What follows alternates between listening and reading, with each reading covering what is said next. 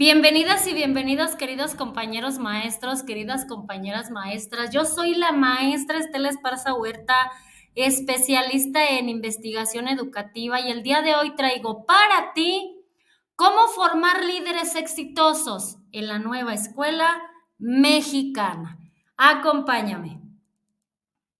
Y vamos a entrar, queridos compañeros maestros, en el corazón de la nueva escuela mexicana, ese corazón que late con un propósito transformador, donde tratamos de formar a las nuevas generaciones, pero no simplemente como meros receptores de información o de conocimiento, sino como líderes, como pensadores críticos, como agentes capaces de construir ese futuro más justo, más innovador, más próspero, crítico, impulsando a niñas, niños, adolescentes y jóvenes a desarrollar esas habilidades que les permitan analizar su propia realidad, cuestionar lo establecido y sobre todo que vayan proponiendo soluciones creativas a los desafíos de su entorno. La nueva escuela mexicana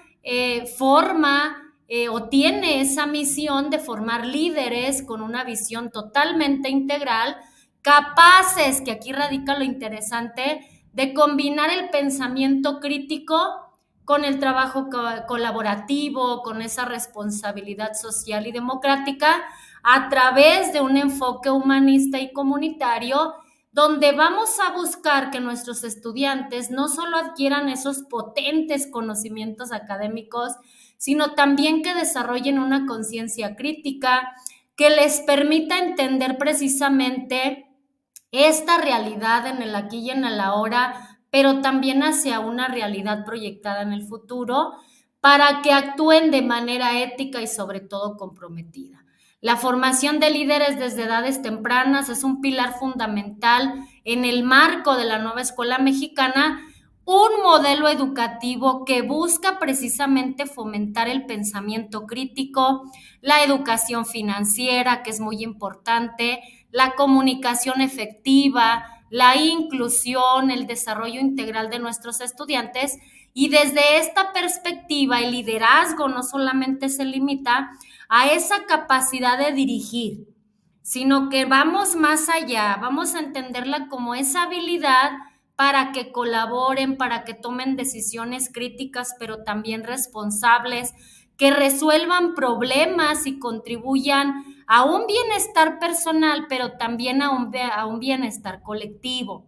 La nueva escuela mexicana enfatiza precisamente la importancia de desarrollar estas competencias desde la educación inicial, desde edades tempranas, para reconocer que las niñas y niños son agentes de cambio, son agentes transformadores, no solamente de su vida propia, sino también de cada una de las comunidades.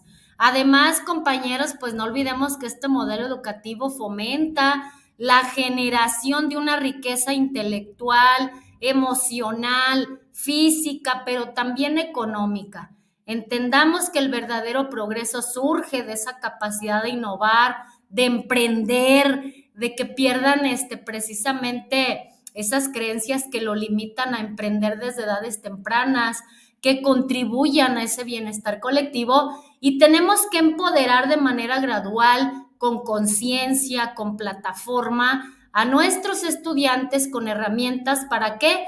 Para el análisis, la creatividad y sobre todo para un liderazgo. Se les prepara también para ser protagonistas de su propio destino y agentes de transformación en cada una de nuestras comunidades.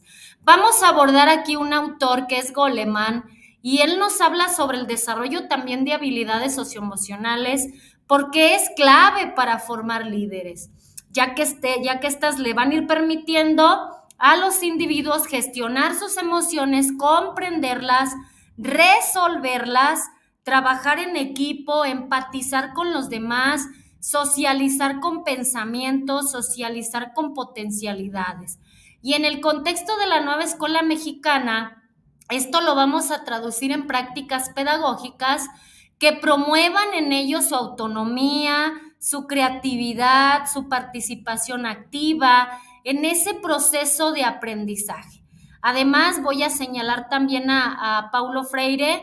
En 1970 él nos dice: la educación debe ser un acto de liberación y empoderamiento, lo cual implica que los docentes deben crear ambientes de aprendizaje donde las niñas, niños, adolescentes y jóvenes se sientan capaces de expresarse, de tomar decisiones y sobre todo de asumir responsabilidades.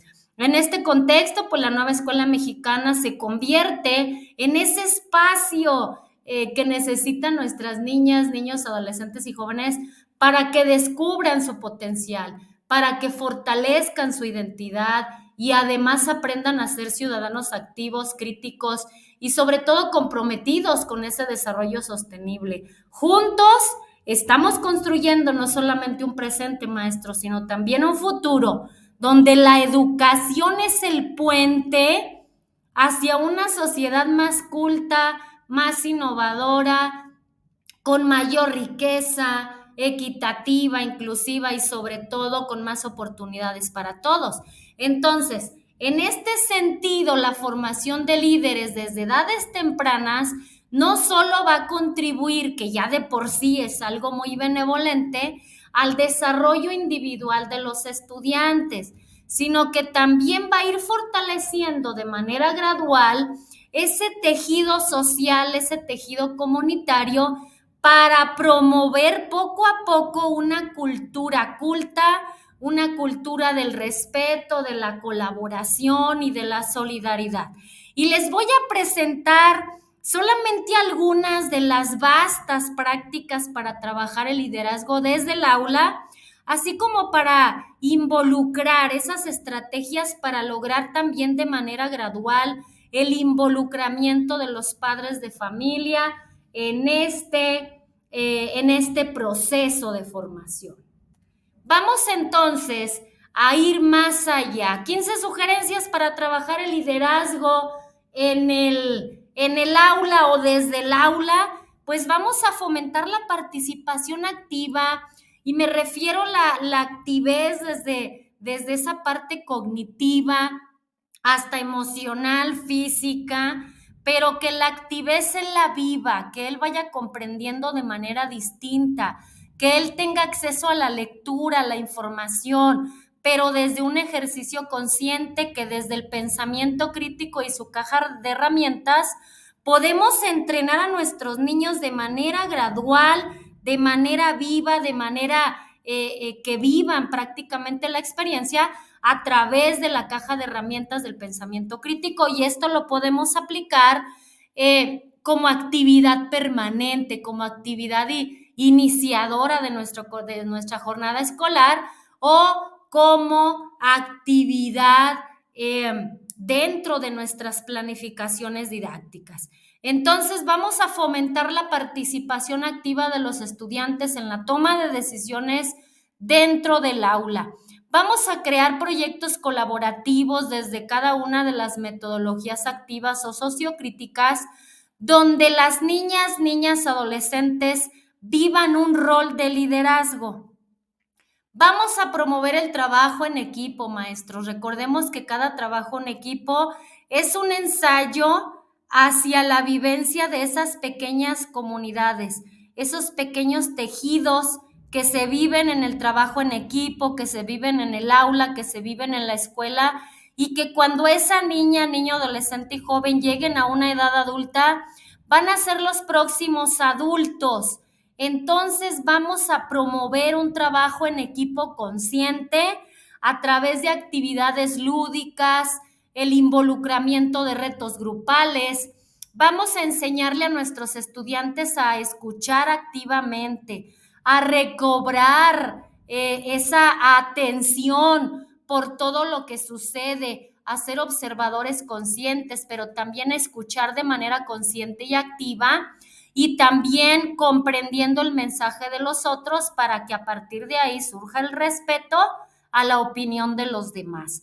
Implementar actividades que desarrollen una inteligencia emocional, muy importante, porque podemos desarrollar el pensamiento crítico, pero el otro lado de la balanza es esa parte emocional. Entonces vamos a trabajarla de una manera consciente, comprender las emociones, de dónde surgen las emociones, si es de un pensamiento, si es de una situación no resuelta. Entonces vamos a enseñarlos a resolver.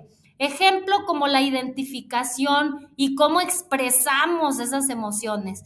Estimular la resolución de conflictos de manera pacífica y sobre todo constructiva. Que el diálogo sea la estafeta para resolver problemas, para llegar a acuerdos.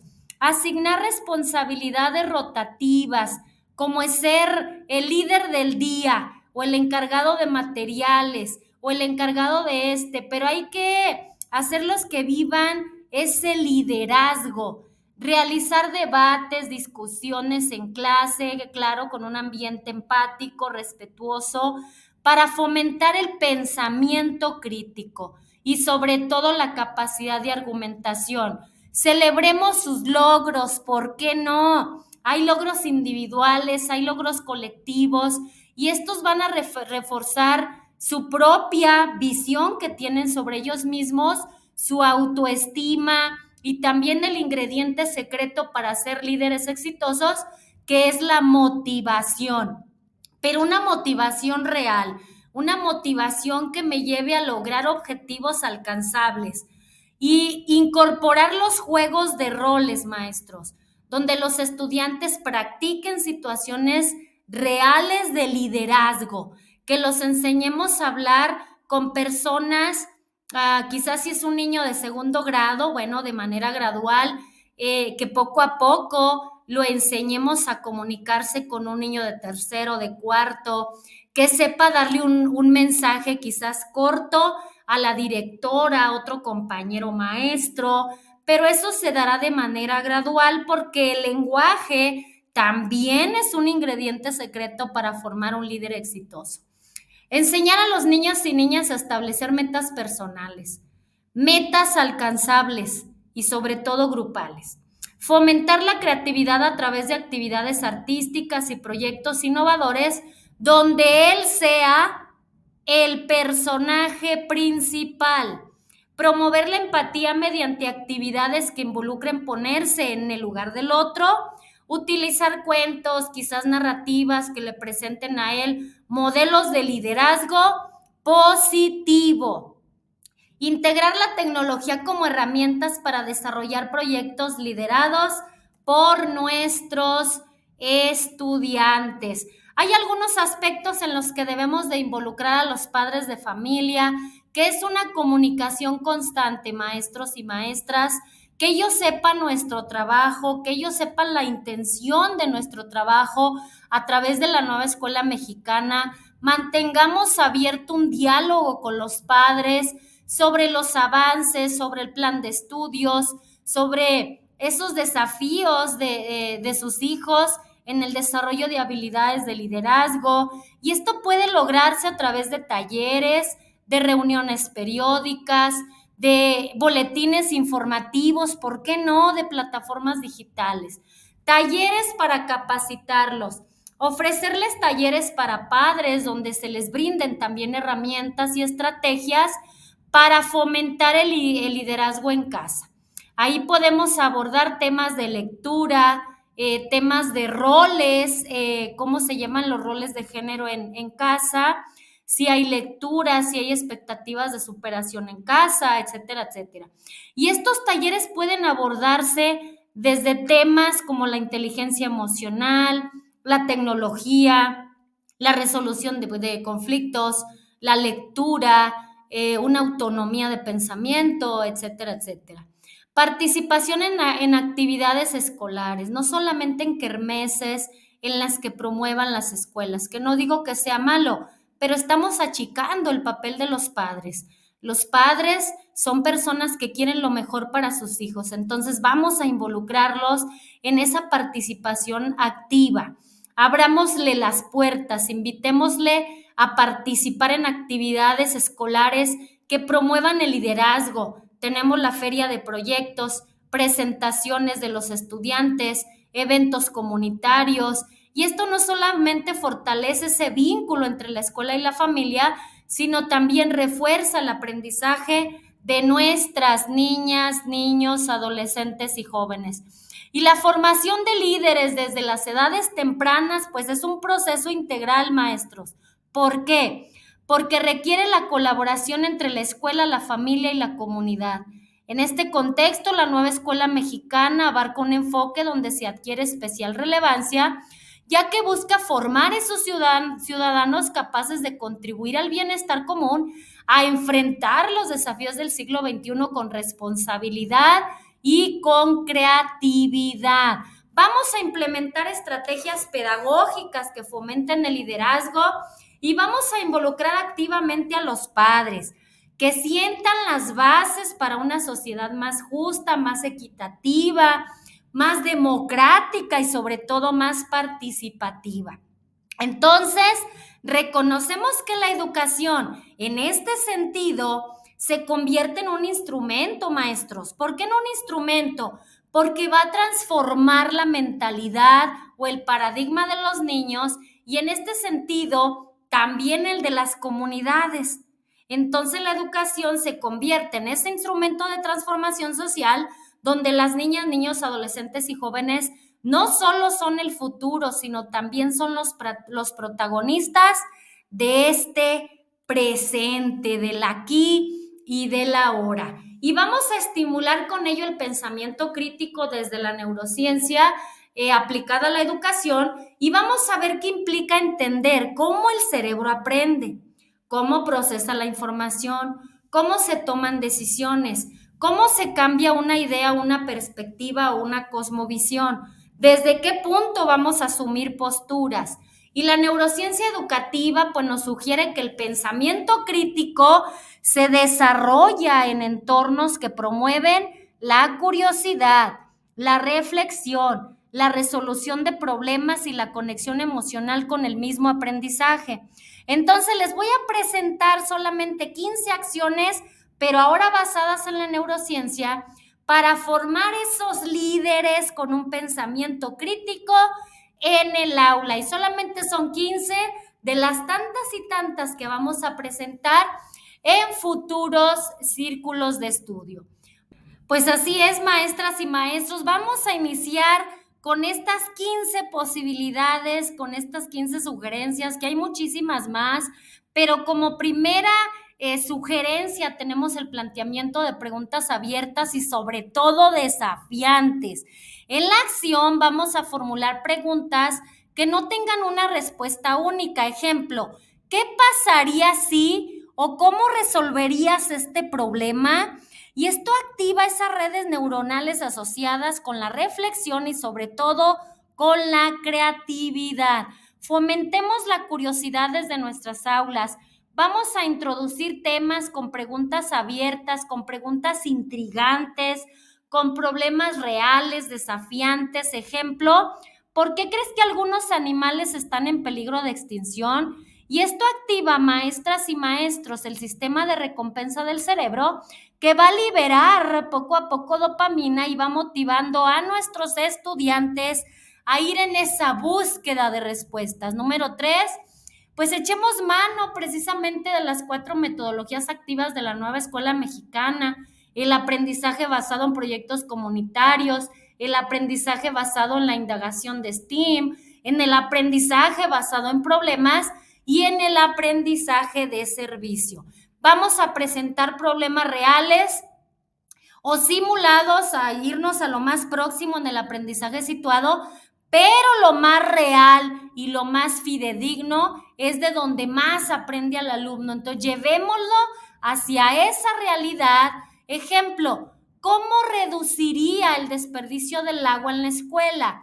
Esto que estimula que la corteza prefrontal, responsable del razonamiento, pues razone y tome decisiones. Usar el debate y la discusión. Vamos a organizar debates sobre temas controvertidos, sobre temas relevantes, claro, de acuerdo a nuestra fase y a nuestro grado. Y esto que activa las áreas del cerebro relacionadas con la argumentación y con la evaluación de evidencias. Vamos a incorporar una reflexión metacognitiva. vamos a pedirle a nuestros estudiantes una reflexión permanente sobre el propio proceso de aprendizaje. Para eso es muy bueno, pues, realizar espacios de metacognición, echar mano precisamente de la autoevaluación, de platicar, de realizar una retroalimentación dialógica con el alumno en un clima de confianza, en un clima de cordialidad. Y esto fortalece las conexiones neuronales relacionadas con la autoevaluación y con el pensamiento crítico. Trabajar con casos prácticos, maestras y maestras. Representa o vamos a presentarles casos reales, que adquieran análisis, que tomen decisiones. Podemos llegar a lo ficticio, yo creo que vamos a evitar ese tipo de situaciones, pero si hubiera el momento en el de que el aprendizaje situado me llevara un poquito a lo más próximo, sería genial, pero yo soy de las maestras que le apuestan a los casos reales, casos ficticios, casos que lo lleven a la toma de decisiones, porque es ahí donde el líder debe decidir, debe de tomar posturas, debe de analizar qué harías, por qué lo harías, bajo qué ideas resolverías, y eso estimula la empatía y el razonamiento ético. Vamos a fomentar la conexión entre lo emocional con el aprendizaje. Vamos a usar historias, videos, experiencias, situaciones emocionalmente impactantes para introducir estos temas, y las emociones activan la amígdala, lo que facilita, maestras y maestros, la consolidación de la memoria, el aprendizaje significativo. Vamos a desarrollar el pensamiento crítico para analizar las emociones y cómo perjudican también en algunas ocasiones en la toma de decisiones. Promover el pensamiento divergente, entre muchos otros pensamientos de los cuales vamos a ir abordando mediante la neurociencia aplicada a la educación. Vamos a realizar actividades que requieran múltiples soluciones. Ejemplo, ¿de cuántas maneras podríamos usar un clip? ¿De cuántas maneras podríamos resolver un problema? Y esto activa la creatividad y sobre todo la flexibilidad cognitiva. Número 9, vamos a integrar el aprendizaje multisensorial. Vamos a hacer actividades que involucren todos los sentidos, todos. Recordemos que el cerebro trabaja de esa manera. Mientras estás observando, estás escuchando. O sea, el cerebro no se limita. Entonces, estimulemos el aprendizaje mediante todos los canales de recepción de información, y esto activa diferentes áreas del cerebro y mejora la retención de información. Vamos a enseñar a identificar sesgos, interpretaciones, suposiciones, y vamos a presentarles situaciones donde los estudiantes deban identificar prejuicios, suposiciones. Ejemplo, ¿por qué crees que la gente piensa que los líderes deben ser fuertes? Entre tantos y tantos cuestionamientos. Y esto va a desarrollar la capacidad de análisis, pero desde una postura crítica.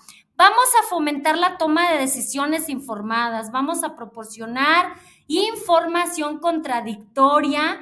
¿Para qué? Para que los estudiantes tomen decisiones basadas en evidencias, que se informen, que identifiquen cuando una información no es real, no es contradictoria. Y aquí un ejemplo que yo les escribo es: deberías usar más energía solar o seguir usando combustibles fósiles. Ejemplo, claro que las preguntas van a variar de acuerdo al grado y a la fase, pero esto estimula la corteza prefrontal de las niñas, niños, adolescentes y jóvenes.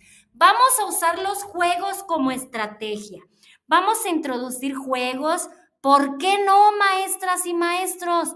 Pues vamos a darles la oportunidad de que jueguen ajedrez, tengamos rompecabezas, juegos de mesa, que requieran atención, planificación, toma de decisiones. Y estos juegos activan las áreas del cerebro relacionadas con la resolución de problemas. Número 13, vamos a promover la autoevaluación y la retroalimentación efectiva. Vamos a pedir a nuestros estudiantes que evalúen su propio trabajo y en la coevaluación también en el de sus propios compañeros.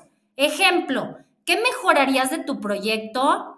Y esto fortalece las conexiones neuronales, compañeros, que van relacionadas con la reflexión y con la mejora continua. Vamos a incorporar las tecnologías como herramienta de análisis. Vamos a usar herramientas digitales para analizar datos como gráficos o realizar simulaciones. Y aquí el ejemplo que yo les escribo es que analicemos los datos, primeramente sobre el cambio climático, tener alguna posible solución que la proponga. Y esto estimula el pensamiento lógico y el pensamiento analítico. Vamos a crear un ambiente seguro, porque el error lamentablemente ha sido una barrera para el aprendizaje y la participación. En lugar de hablar de errores, vamos a cambiar la retórica del lenguaje, generadores de aprendizaje, oportunidades para replantearnos, oportunidades para robustecer y replantear nuestro propio aprendizaje. Entonces, vamos a analizar las posibles soluciones, los posibles replanteamientos, y esto reduce el miedo al fracaso y activa las áreas del cerebro relacionadas con la resiliencia y la adaptabilidad. Esta base es neurocientífica, compañeras y compañeros, porque es una base neurocientífica que nos lleva al análisis del papel que juegan algunas áreas, incluidas la corteza prefrontal, que es la responsable del razonamiento, de la toma de decisiones y del pensamiento crítico. Tenemos también otra base que es el sistema límbico, involucrado en la regulación de emociones, en lo que facilita que el aprendizaje sea significativo. También tenemos el hipocampo, que es crucial para la consolidación de la memoria y la conexión de ideas. Y la neuroplasticidad, pues que es la capacidad del cerebro para organizarse, reorganizarse y así formar nuevas conexiones neuronales, lo que potencia precisamente con actividades desafiantes y sobre todo variadas, maestras y maestros. Entonces, tenemos que estimular el pensamiento crítico desde la neurociencia, no solo para preparar esos líderes que queremos en un futuro, sino que también vaya de la mano con la ayuda y el soporte del desarrollo de habilidades cognitivas y también emocionales que son esenciales para la vida. Entonces, al crear un ambiente de aprendizaje que active múltiples áreas del cerebro, vamos a ir promoviendo la curiosidad, la reflexión, la resolución de problemas, y estas de manera integral nos van a ayudar a formar líderes capaces para enfrentar el futuro con creatividad y sobre todo con un rigor intelectual. Y es así, maestras y maestros, como te invito a que te suscribas, a que nos des like, a que nos des clic en la campanita de notificaciones para que YouTube te avise de nuevo material, y sobre todo comparte a maestras que como tú y como yo queremos transformar líderes potencialmente poderosos a través de la nueva escuela mexicana, y que los formemos con conciencia y con una capacidad integral, y que sepan responder a las necesidades y situaciones que ellos van a vivir en la vida diaria, ahí donde no está el maestro. Muchas gracias.